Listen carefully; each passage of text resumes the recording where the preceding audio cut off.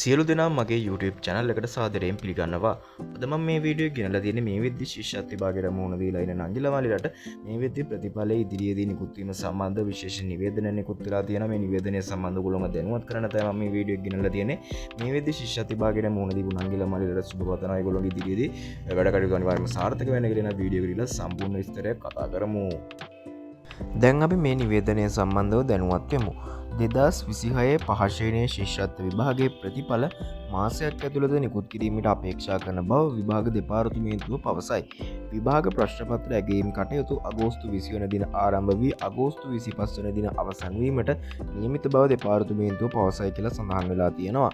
පහශේනයේ ශිෂ්‍යත්ව විභාගය අගෝස්තු 9 වන දින දිවයින පුරා විභාග මධ්‍යස්ථානවලදී පැවැත්විණි කියලා සඳහන් වෙලා තියෙනවා.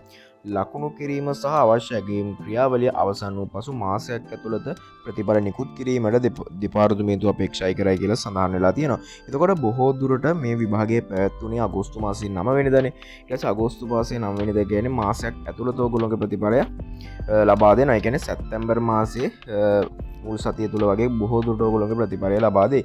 ඉදිරියේදී මේ සම්බන්ධව නැවත අප්ඩේට් එකක් ලැබුණ සෙරින් අපි ඔයගොල්ලන්ට වීඩියෝ එකක් ගේන්න. එහෙනම් අනිවාර්යයෙන්ම channel එකත් subscribe කරලා එකතු වෙන්න. වීඩියෝ එක වැදගත් වුණා කියලා හිතනවා වීඩියෝ like එකක් දාන්න සහ ඔයාට යම්කිසි ගැටලුවක් තියෙනවා නම් comment section එකේ comment එකක් දාන්න. එනවා අපි අලුත් වීඩියෝ එකකින් හම්බෙමු.